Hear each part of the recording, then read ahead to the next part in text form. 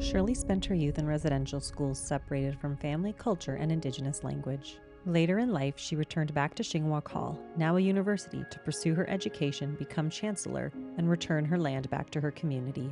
This is Shirley's story. When I came here to Shingwauk, I was kind of familiarized with the regimen of residential school. They certainly didn't think about the traumatization of children, being told that that their culture was evil. We didn't have the language. When we went home in the summertime, at nighttime we would be in our beds. They'd all gather in the kitchen and they would start speaking the language. And it just made me feel so good to listen to it and hear it. Shirley, a residential school story on the Human Challenge. Opposite ends of the poles. Life in a residential school. When I first came to Shingwauk, I had already been in a previous residential school, St. John's in Chapleau, and I was there for a couple of years. So I was kind of familiar with the idea of the residential school, having quite a bit of trauma when we arrived there because we were all very young. I have brothers and sisters with me.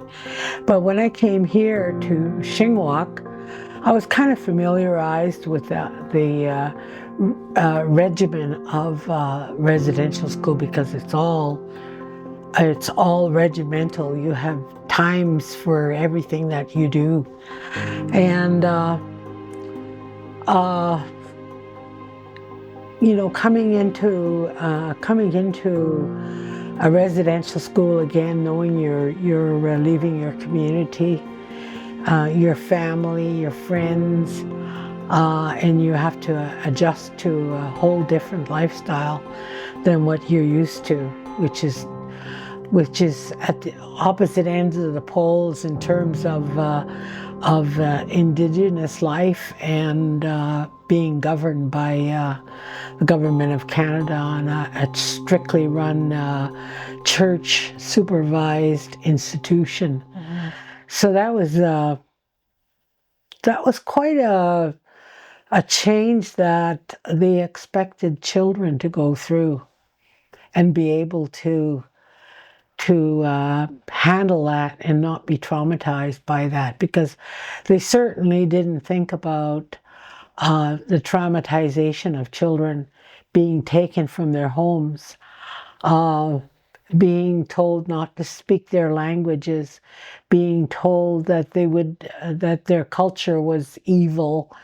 And you can imagine what 5, 6-year-olds are feeling at that time, and then having to be separated from your family. And even when you were in the school, you were separated from each other, from brothers and sisters, because like I say, you had a certain group that were, depending on your age, what group you went into. So you weren't all the same age. So you never got to interact with your sisters and brothers, your brothers, especially for me in my case, because he was a boy and I was a girl, and the boys and girls were separated. So there wasn't any opportunity there either. And the only time we saw them was in church or in a dining room, or during class as well. But you know, in class you weren't allowed to speak to other students anyway. Lessening the trauma. As you grow into that way of life, either by experience,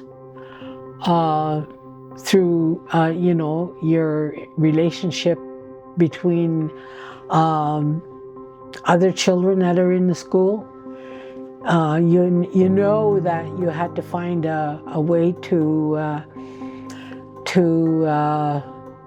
lessen the anxiety of you being away from your family and friends and so on.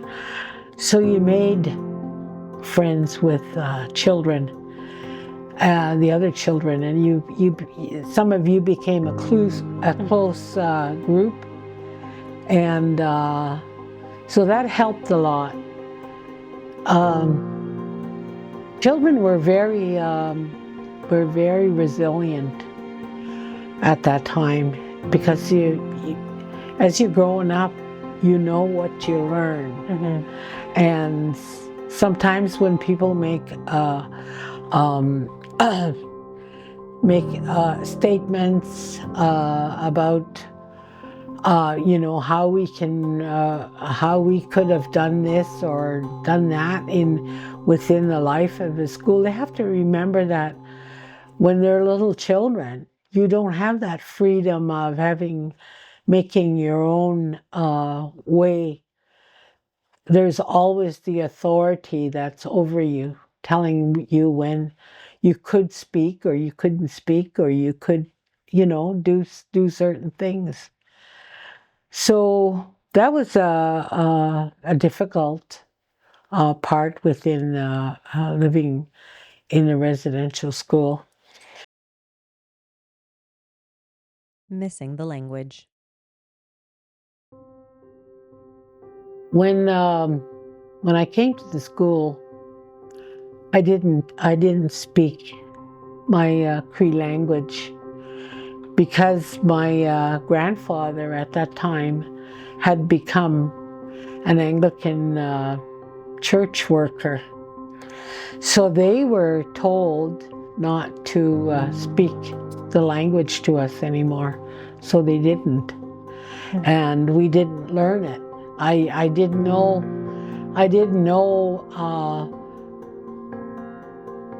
words and different phrases and things like that, because I learned them when I was much younger. We didn't have the language when we came here, my brothers and sisters, because they, being with a religious organization like the Anglican Church, they were so into it and listened to what was said. But we used to go home in the summertime from here. And when we went home in the summertime, I could hear the language, because it would be at nighttime, we would be in our beds, and they'd all gather in the kitchen, which is just our bedroom is just off the kitchen, and they would start speaking the language. And it just made me feel so good to listen to it and hear it. And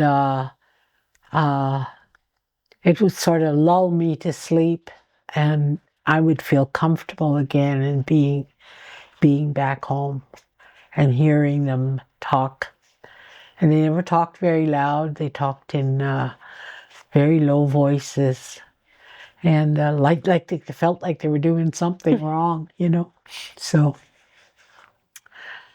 so that part was very, very comforting.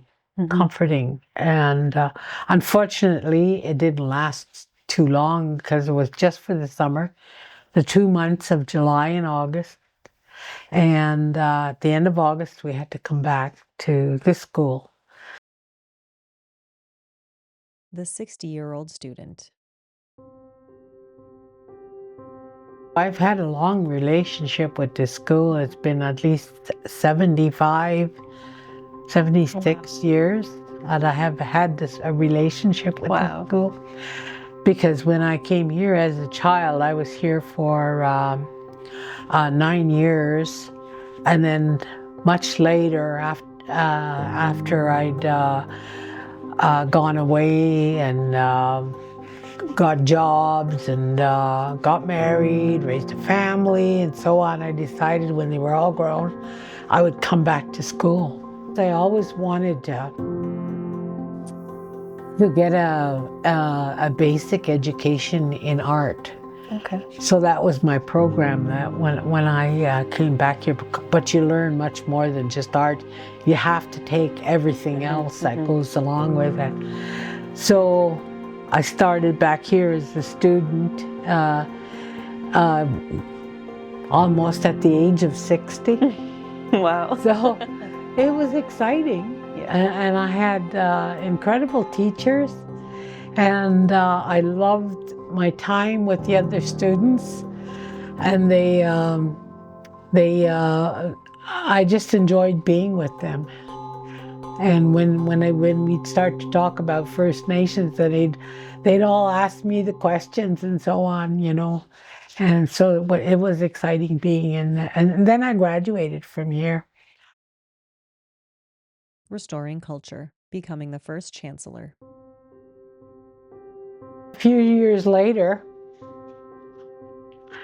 I was asked to be chancellor, the first chancellor of Algoma University.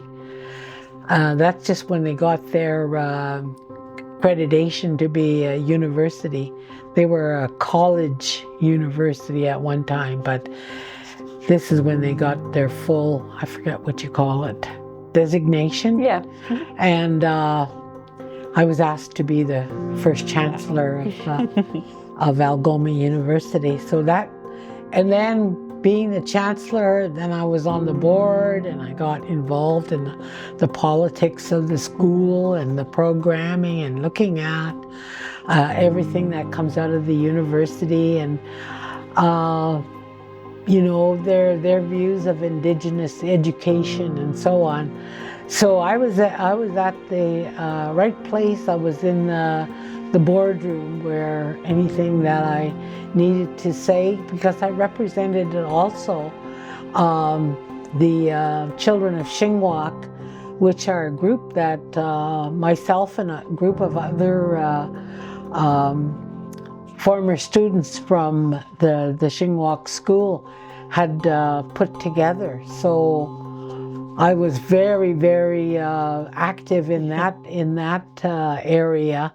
But having a seat on the board, I could always look at what are they doing with the Indigenous programming that should be happening because of their special relationship that they have with the Indigenous community.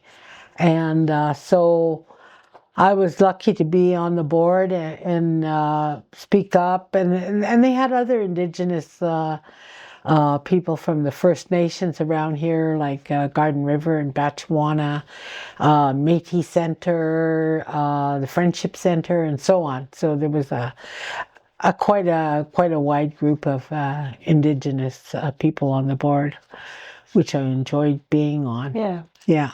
But I could only stay on there for 5 years, so that was the end of my term also as the chancellor of Algoma. I'm curious, what was it like for you because first, you know, your first experience being in the school was as a residential school, and then after you came back when it was a university, what was that journey for you, you know, coming into this space where, as you talked about, right, there was a lot of trauma for you growing up as a child. Yes. What was that like for you when you came back as a student after? Fortunately, when I was in my travels, after my children left home, I went to the West Coast, and one day I picked up the phone on the when I was living on Salt Spring Island then, but I picked up the phone and I called the Friendship Center in Duncan, BC, and I said to them, I don't know anything about my culture, you know, and I'm coming from this this need to learn about it and to start reacting, you know, restoring my culture to myself.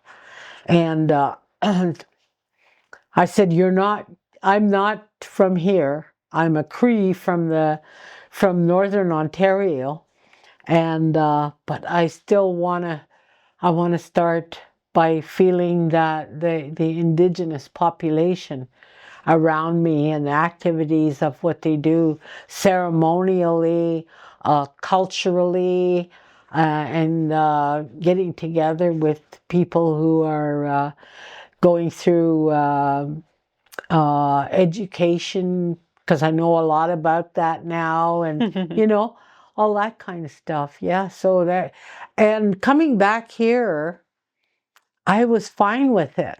I know a lot of people couldn't come back here with it, but a lot of the things were changed, so it wasn't the same. You weren't coming back into the same building, but it just the outside is the same. So by that time, I'd gone through quite a bit of my healing in terms of trying to restore what was lost. Unfortunately, language wasn't one of them. And number one, I was in the wrong place. And I went to school also in Ladysmith was an Indigenous school back there. And then I went to the Nicola Valley Institute of Technology, which is another Indigenous school, before I came here. A great experience I'll never forget. Could you tell us more about the healing that you did? Well, the healing definitely was important to me, because I called up somebody from the center, the Friendship Center in Duncan. I was living on Salt Spring, and I said, "You got to help me." I said, I'm an Indigenous person, and I need to have some contact with what's going on with the Indigenous population, you know. And the fellow that answered the phone said, and it was just at 5 o'clock, he says, "I was just going to leave here." He said, "But something made me stay." And he said, you rang me up and asking for help. And he said, right away, he said, "My family is going through a big ceremony in the Longhouse." They got the Longhouses on the West Coast. "My family's going to be doing the celebrations in the Longhouse this weekend." He said, "I'm inviting you to come over. You can stay with us." Wow. He said, "And I'll take you into the Longhouse, because you have to have someone take you in there and introduce you. Otherwise, you're not allowed in that." And I thought, wow, just great. And I was so impressed with what went on in the Longhouse in terms of the culture, the spirituality, and just the way the people interact and feasted and were with each other all the time. And it was beautiful. It was a great experience I'll never forget. The process of Indigenous healing. Is there an Indigenous teaching maybe that really spoke to you at that time, or even that you continue to sort of really, really bring with you as you move through your life? Yes. And that was the process of healing. Okay. And all of that, going through that whole process, you have to go to the circles, and you know, you go through your life as an Indigenous person and your experiences, and it's mostly people that have a bit of trauma in their life that go to these circles, and it's a healing circle where you talk about what your issues are, and you feel the energy from other people, and the whole power of the whole ceremony itself as well. So the healing process is a long one. It doesn't happen overnight, and almost every year or every month or so, you learn something else that helps you heal from the trauma of your young life. Mm-hmm. And I think one of the biggest traumas for me, and something that I haven't relearned. It was my language. You know, it's the Cree language, it's a beautiful language, but I just know parts of it. I don't know. I couldn't have a conversation with that or anything. But that's one of the things that I may still undertake as well. Chief of Missanabie learning to be on the land. I was a leader in my community. I was the chief for 6 years with Missanabie Cree, who was undergoing a lot of issues at that time. We didn't have our reserve, we didn't have our land. So I spent 6 years in that time frame to talk with government, launch a land claim, doing all of that political work that has to be done in such situations, and doing all that, and that was a big job, getting our land back. And I just started the process. Other chiefs came along and continued the processes, but you got to start somewhere. Yeah. So that's what I do, and on all of that together, being in a leadership role as well as being the chief, you have to define what's best for your community or for the job that needs to be done. Is what bringing the people together and building a community again. We're still in the process. As a matter of fact, they're still just building houses up in Missanabie now for people to come back to the land. And that's part of the process too, is learning to be on the land again.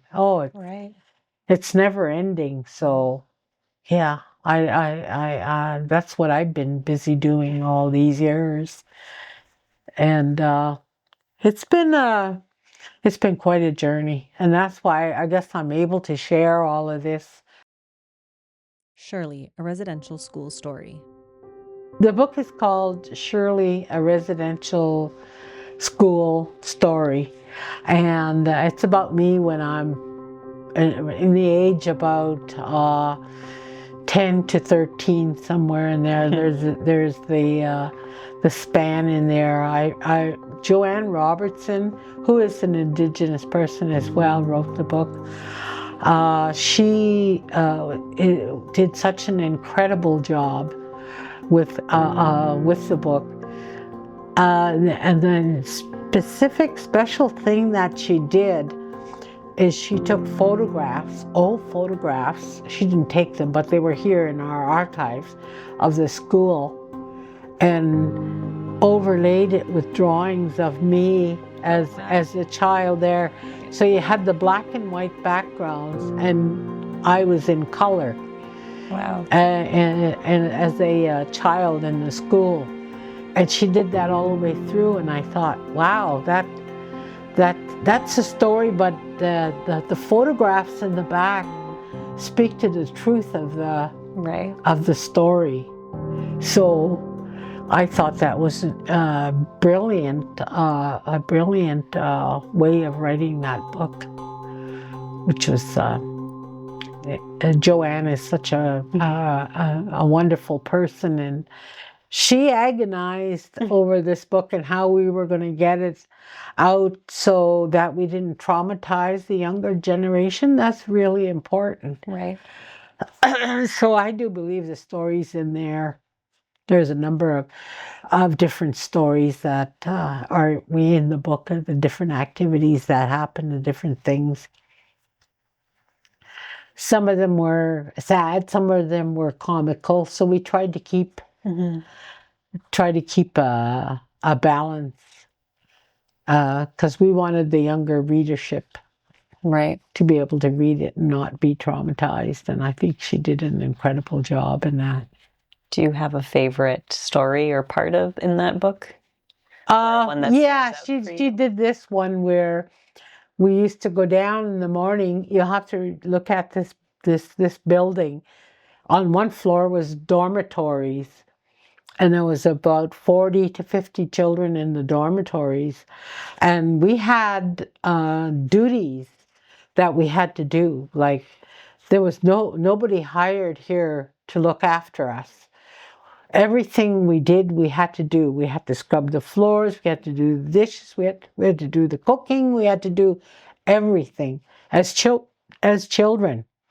So one of the stories that I really liked in the book is when we used to work in the kitchen, us girls at that time, and we had to go down really early in the morning, 6 o'clock. We were up and dressed and down, and we thought, well, geez, we'd like to go to the barns to see what's going on there. So we knew that the pails of leftovers is what we took out. We tell the people, the lady in the kitchen, we're just going to go take these down to the barn so can feed the pigs. So we went down there and we carried them. I don't know why she let us, but she let us go. And we went down there, took the pails of leftovers, fed them to the pigs. But what we wanted to do was we wanted to swing on that big rope from one hayloft to the other. So we'd scramble up there and we'd swing, and she's got me coming through, swinging on this rope. She's got me swinging on this rope, and it was a lot of fun. The only thing we ran into is that we got hay all over ourselves, and we had to go back into the kitchen. So we had all this. We had a hard time getting the hay off each other, and but that was what gave us away, and we got in trouble for that, for sure. So it's things like that, yeah. Those were the things that made life bearable. You found your own way to deal with whatever you have to deal with. You had to make fun in your life. And that's how we did it.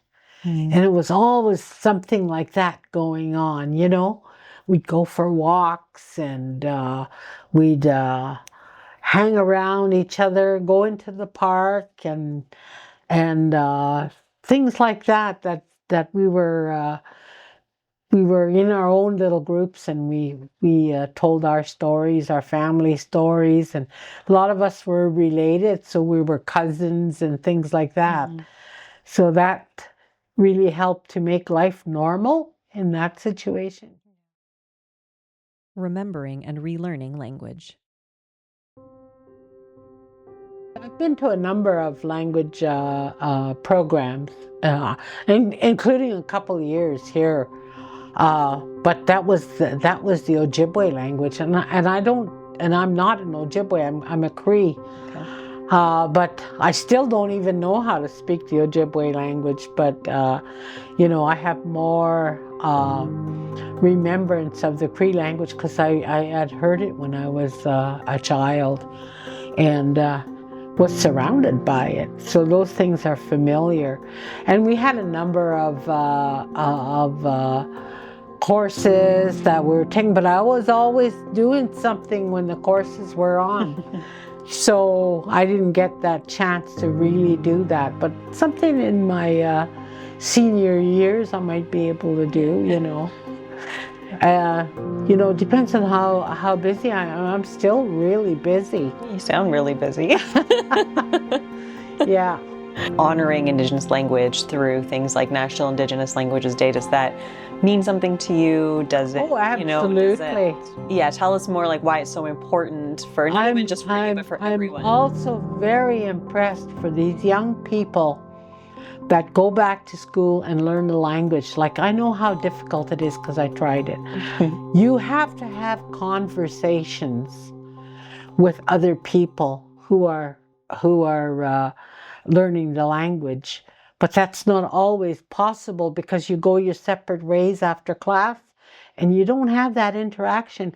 And the only way to learn language is to have that interaction, because otherwise it doesn't become instilled in your brain. And language, I don't think, is something you can turn off and on unless you've had the familiarity of your brain, your physical being, and your sort of spiritual part of you as a person holding that language, because language is an identification of your culture and your who you are as a person. So it's very strong, and that's what you need to really regain your language. I don't know too many people who have been able to dedicate that time to doing that. And if they are, they're probably involved in groups that get together a lot and so on. They're able to use their language. 100 years. Culture, language, history. Our youth today are experiencing something that we didn't experience, and that is the complete takeover of the internet, the use of phones and iPads and everything like that. And what I've noticed is they get very addicted to that. And sometimes they can't even turn it off at night when they're going to sleep. Like my granddaughter, she'll put it on and leave it on when she's going to sleep. I tell her not to, but you know, she don't listen to me. But that's what's happening in our country, and it's not only it's the young people of everybody in this country, and you know that's taking away their ability to really socialize. You think you're socializing on the website or whatever it is, your chat room, but the socialization between young people. And if we're ever going to get a handle on providing things like language, culture, spirituality, and all those things to the younger people, we're going to have to think of a really good way to do that, you know. And I think that's what everybody is struggling with at this point in time, because there's so much of that other energy that's coming in, and the world is changing. So, you know, sometimes it's not as easy as just having a program. You have to get the interest of the children to go back to their lives. And see, that to me, that was the biggest thing that the government could do to our people, to traumatize them, is to remove all that essence from their life. You know, if they choose to let it go, that's up to them. But if you're forced to let it go, it's on them to put that back. And that's one of the things that we had talked about when I early in the Children of Shingwauk Alumni Association, is to work with the university to put those things back. The culture, the language, the studies, all of those things, the history. So we've done a lot here in this institution to further the history of the past. I don't know if you've been into the auditorium. We had a 10-year project that's in there. If you ever get a chance to go and see that, it's all about the history of the Indigenous people in their struggles in terms of within Canada and within the residential school. So we have that. We've put that, and you've seen all the photographs. We've put that. We've managed to bring that up too, as well. So we have a number of other things that we've done as well, is working in partnership with the Canadian Legion. And we have a garden, a memorial garden that's there because that used to be a girls' school, Indigenous girls' school at one point in time. And then we've got the other one down, and that used to be the park down there. I forget what the name of the park is, but we have a memorial there as well, because that was the place where they filled in the little pond. Used to be a pond back there, and a couple of students drowned in that pond, and then they filled it in, and their remains are still under. Wow. So we had a gazebo kind of thing resurrected in honoring those children that were still under the being buried in the pond. So there's a lot of things that we keep our mind on, trying to bring the true history, because this is Canada is part of the Truth and Reconciliation. And sometimes that gets lost along the way, because you can't have reconciliation unless you have the truth first. So that was a real hard part for the government to face. And in many instances they came through, in many instances they didn't. So that's still an ongoing journey that's got to be taken up by Indigenous people in different areas, to be on the government saying, hey, you don't get to do all of this and then just walk away. You have you have to restore the records.